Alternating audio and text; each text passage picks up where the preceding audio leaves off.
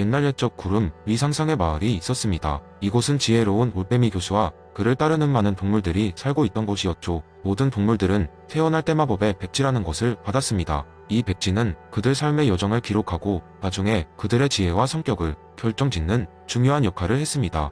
어느 날 호기심 많은 작은 다람쥐 티키가 태어났습니다. 티키는 다른 다람쥐들처럼 장난기 많고 활발했지만 그에게는 무언가 더 특별한 것이 있었습니다. 그는 바위 아래로 굴러다니는 작은 돌멩이에서 하늘을 날아다니는 새까지 모든 것에 질문을 던지고 싶어하는 강한 호기심을 가지고 있었습니다. 티키의 부모님은 그의 미래를 걱정했습니다. 우리 티키는 너무 많은 질문을 해 과연 제대로 성숙해질 수 있을까? 그들은 올빼미 교수에게 조언을 구했습니다. 교수님은 미소를 지으며 말씀하셨습니다. 걱정하지 마세요. 티키에게 필요한 것은 그저 많은 경험과 다양한 환경입니다. 그럴 때에야 비로소 그의 백지에 의미 있는 내용들이 채워지기 시작할 테니까요. 시간이 지나면서 티키는 그 마을의 모든 구석을 탐험하며 자신의 백지를 채워나갔습니다. 그는 호숫가에서 물의 흐름을 관찰하며 자연의 변화를 이해했으며 밤하늘을 바라보며 별자리의 위치를 탐구했습니다. 그의 백지에는 자연의 법칙, 계절의 변화, 친구들과의 놀라운 모험들이 기록되었습니다. 하지만 티키의 스토리는 여기서 끝나지 않았습니다. 어느 겨울밤 티키는 여행자 여우 레오를 만났습니다. 레오는 먼 나라에서 왔다고 했고 그의 여행 경험을 이야기하며 티키의 마음을 사로잡았습니다. 레오의 이야기는 티키가 한 번도 들어본 적 없는 세계에 대한 것이었고 그것은 그를 더욱더 많은 배움의 길로 이끌었습니다. 레오와의 우정 덕분에 티키는 자신의 백지를 다른 시각과 새로운 경험으로 채울 수 있었습니다. 티키는 백지가 점점 채워짐에 따라 스스로를 이해하기 시작했습니다. 그는 단순히 배움을 기록하는 것을 넘어 그것을 통해 성장하고 변화하는 자신의 모습을 발견했습니다. 수년 후 티키는 그 마을에 존경받는 현자가 되었습니다. 그는 마을의 어린 친구들에게 자신이 백지를 보여주며 말하곤 했습니다. 우리 삶은 우리가 직접 써내려가는 책과 같아. 올빼미 교수님의 말씀처럼 시작은 백지였지만 우리는 매 순간 그것을 채워나갈 기회를 갖고 있단다.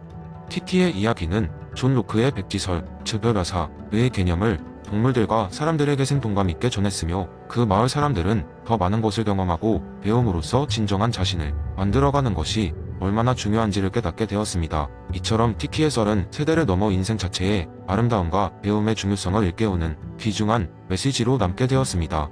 두 번째 이야기. 어느 작은 마을에 알베르토라는 평범한 젊은이가 살고 있었습니다. 그는 매일 아침 일어나 같은 시간에 출근하고 같은 음료를 사서 마시고 같은 거리에서 친구들과 만나곤 했습니다. 그에게 매일의 일상은 변화를 모르는 반복적인 것이었습니다. 그러나 알베르토는 이런 자신의 삶에 대해 큰 불만이 없었습니다. 왜냐하면 익숙한 것이 주는 편안함이 있었기 때문입니다. 그러던 어느 날 알베르토는 여느 때처럼 출근을 하기 위해 집을 나섰습니다. 하지만 그날은 다른 날과 달랐습니다. 그의 앞에 거대한 무지개가 하늘에 걸려 있었고 그 끝에는 쪽지 하나가 떨어져 있었습니다. 호기심 많은 알베르토는 그 쪽지를 주워 읽어 보았습니다. 이 무지개의 끝을 찾는 자에게 새로운 세상이 열립니다.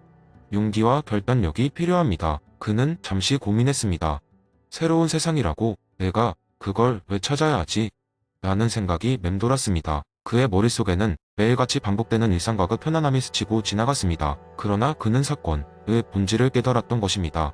그것은 바로 지금 자신의 삶을 근본적으로 변화시킬 수 있는 기회라는 것을요.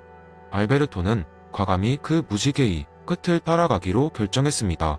그는 아침 출근길을 뒤로 하고 미지의 세계로 향했습니다. 가는 길 내내 자신의 결정을 후회하며 되돌아갈까 고민했지만 동시에 가슴 깊은 곳에서 뭔가 새로운 것이 탄생하려는 듯한 설렘이 피어올랐습니다.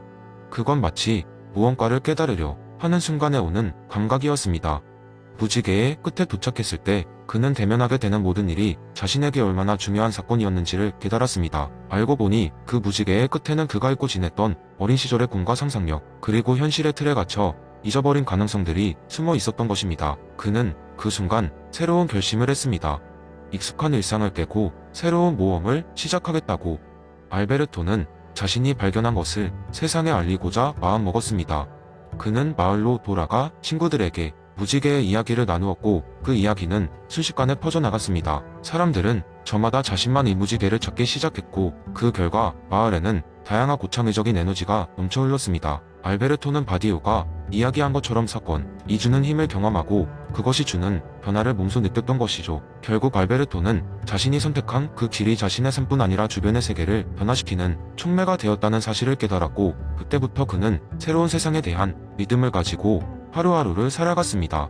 이 이야기는 알베르토의 작은 행동이 얼마나 큰 변화를 만들어낼 수 있는지를 보여주는 살아있는 예시가 되었고, 알베르토는 그 마을에서 전설 같은 존재가 되었습니다. 이 이야기를 통해 우리는 알랭 바디오가 말한 사건의 입력하지 못할 변화와 진리를 다시금 상기할 수 있습니다. 그것은 때로는 작은 선택에서 시작되지만 결과적으로는 개인과 집단 모두에게 큰 영향을 미치게 됩니다.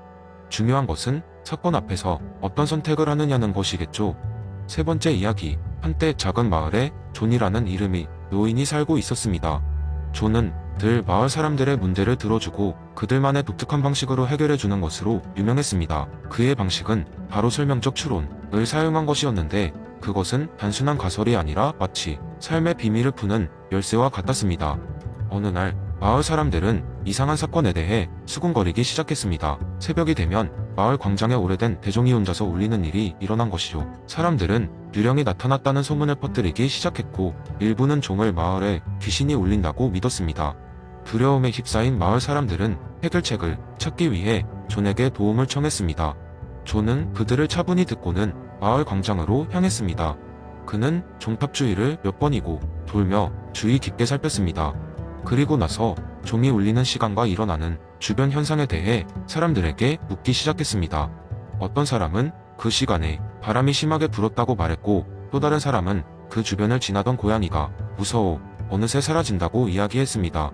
존은 그들의 이야기를 들으며 이렇게 설명하였습니다. 가장 그럴듯한 설명을 찾아보자고. 우리는 사실을 하나씩 연결하여 가장 타당한 설명을 추론해야 해. 종이 울리는 시간에 바람이 불고 또 고양이들이 사라진다고 했지. 그리고 종탑 주변의 환경을 아까 샅샅이 살펴본 결과 종의 줄이 오래되어 약간 느슨하게 되어 있는 것을 발견했네. 그렇게 말한 존은 고개를 들어 종을 바라보았습니다. 아마도 바람이 강하게 불 때 느슨한 줄이 흔들리면서 종을 울리게 만드는 것일 수 있네. 고양이들도 아마 그 소리에 놀라서 피한 것일 테고. 존의 설명에 마을 사람들은 고개를 끄덕였습니다. 그들은 그제야 존의 설명적 추론이 단순한 귀신 이야기보다 훨씬 타당함을 깨달았습니다.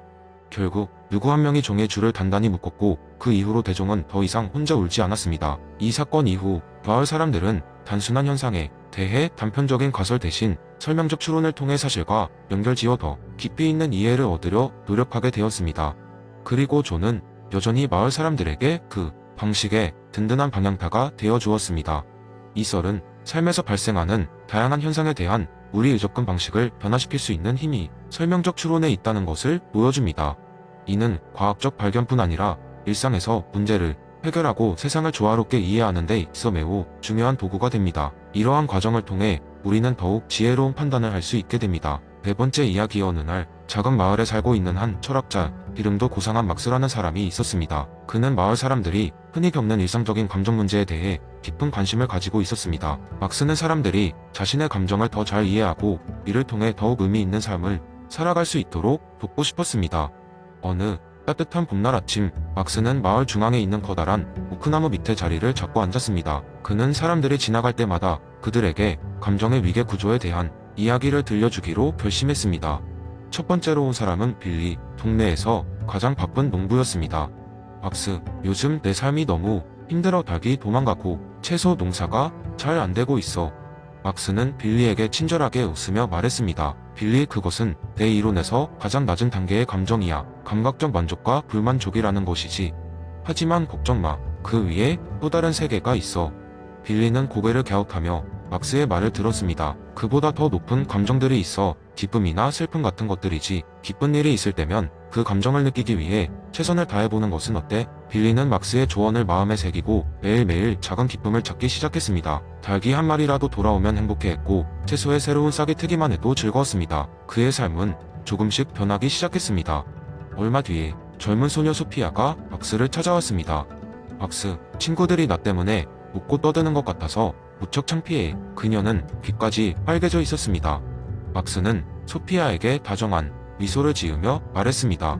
그건 자기적 감정이야. 소피아, 자부심이나 수치심 같은 것들이지. 때로는 너가 느끼는 수치심이 너 자신을 더 이해하게끔 도와줄 수 있어. 자신을 조금 더 사랑하고 내가 가치 있는 존재임을 기억해봐. 소피아는 막스의 말을 귀에 담고 자신을 좀 더 관대하게 바라보기 시작했습니다. 친구들 사이에서도 자신감을 되찾았고 자신이 독특하고 특별한 존재라는 것을 깨달았습니다. 마지막으로 마을의 나이든 현자 로버트가 박스를 찾아왔습니다. 박스, 내가 이제까지 살아온 삶의 의미를 찾고 싶어. 박스는 의미심장하게 고개를 끄덕이며 말했습니다. 로버트, 당신이 찾고 있는 것은 바로 정신적 감정이야. 사랑, 경애, 기타심 같은 감정들이지. 이는 우리 삶의 가장 높은 차원을 이끌어내는 힘이 있어. 그것을 찾기 위해 당신이 사랑했던 사람들, 자연, 그리고 삶 그 자체를 돌아보면 어떨까? 로버트는 잠시 생각에 잠겼다가 박스의 말을 깨달았는지 미소를 지었습니다.